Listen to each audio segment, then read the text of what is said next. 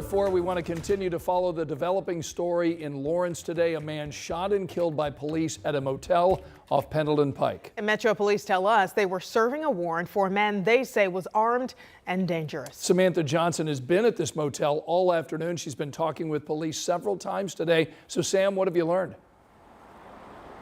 Well, I can tell you the last investigators left this scene about an hour ago. Right now, we are still waiting to learn the name of the man who died. But we do know 2 IMPD SWAT officers are on administrative leave this afternoon after firing their guns inside room 2 of this motel. Now, Metro Police tell us this all happened when the man inside that room did not follow officers' commands and instead, they say, reached for a rifle.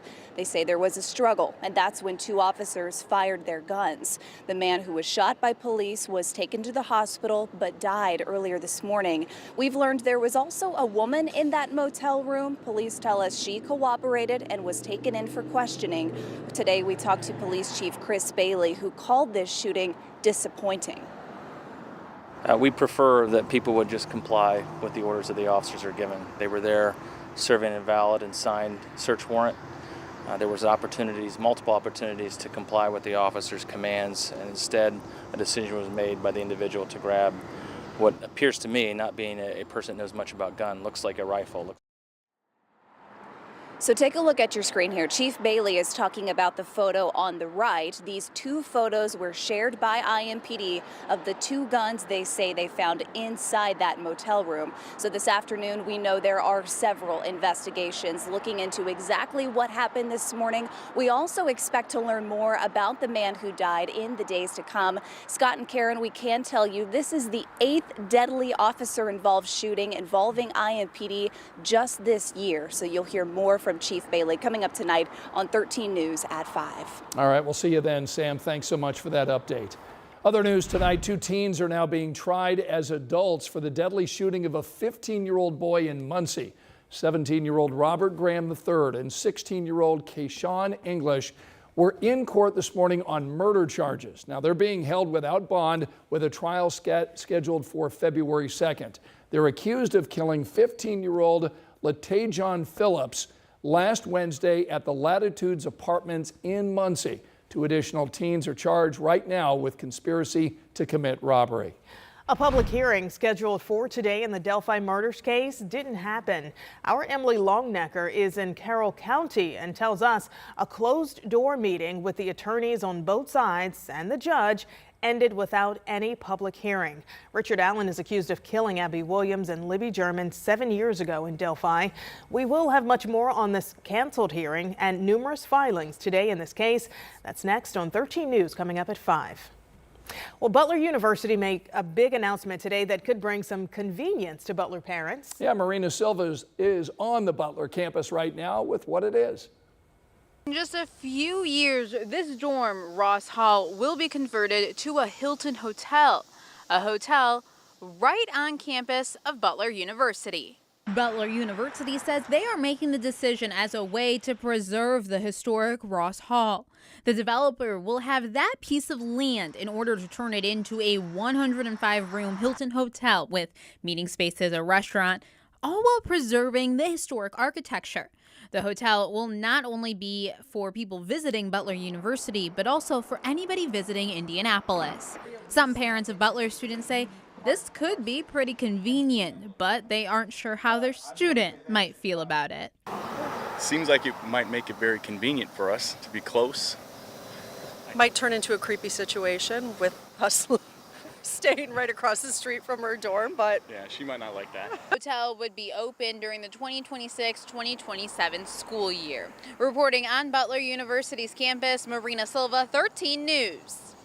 All right, we got such a kick out of hearing creepy and convenient from the parents. It's exactly what a lot of people would say. Sure. Beautiful Friday afternoon here in downtown Indianapolis. We're super excited about the weekend. The weather, Karen, has been great all week, hasn't it? Yeah, it's been super great all week. I know Sean's been talking about the heat wave that's coming. Right. Especially for Operation Football. He's brought a prop for us. Well, yeah, today. this is fresh off the press. Dave Calabro just dropped it. Now I got to give Dave, he didn't autograph this thing for me. I'm putting this bad boy in a frame. There you The go. farewell tour starting tonight for Right. Operation Football, and they've got a doozy of a game. Yeah, they do. Cathedral Penn Davis. Right. It's Kicking gonna off be the awesome. season. Weather's going to be nice here. Thankfully, it is not in the middle of next week because that's when we really get into the hot stuff here. But for now, this is what we're going to be dealing with here. Let me show you the temperatures with our camera network in central Indiana at this hour. As expected, each day been getting a little bit warmer. So we're now back into the lower and middle 80s. But thankfully, it's not with the real humid air, okay? So it's still pretty comfortable, and once the sun goes down, we're gonna be in good shape too. Very pleasant stuff. Visible satellite, just a few clouds. It's been a little more hazy than the last couple of days, but it's certainly a little bit warmer too. 81 Richmond, 78 Kokomo, 83 now here in Indy, and compared to this time 24 hours ago, a good 5 to 7 degrees warmer than that pace yesterday.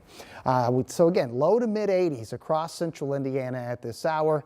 And again, a lot of sunshine as we wrap up the work week for most. 83, dew point 55. It's below 60 still, so the humidity's at 38%. It will be going up over the weekend here, but it's not going to impact us much as we go through tonight. There's that game of the week, and if you've got games, enjoy it. Anything you're doing outside this evening is going to be very pleasant. We're going to start to ramp up the mugginess. We're definitely ramping up temperatures, possibly some of the hottest stuff we've had in 10 years. We'll explain that coming up in the 7-day forecast. All right, thanks, Sean. All right, let's get you a check on the roads on your way home today. You're taking a look. This is 69 and State Road 38. Not too much traffic out there right now. It's running actually pretty smoothly along 69 if you consider all of the construction that is out around central Indiana right now. So just, take your time, folks. Make it to and from your locations safely today.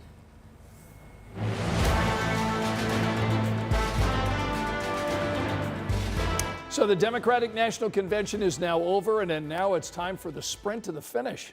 And Vice President Kamala Harris is hoping to harness the momentum built up this week and keep it through Election Day. Here's Alice Barr with a final recap of a historic final night of the DNC.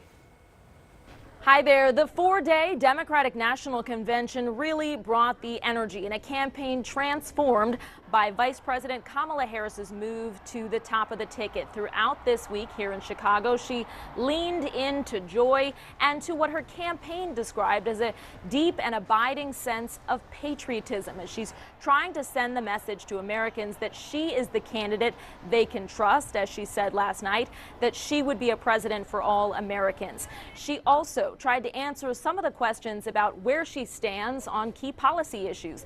She talked about bringing back the bipartisan immigration bill that former President Trump had opposed. She talked about protecting reproductive rights and about introducing tax cuts for the middle class. And then she delved into her personal story, talking about growing up as the child of Jamaican and Indian immigrants, the influence that her mother had, and urging her to seek justice, and her career from prosecutor to senator to vice president, and now the first woman of color to lead a major party ticket. The next big mile marker to watch for coming up next month.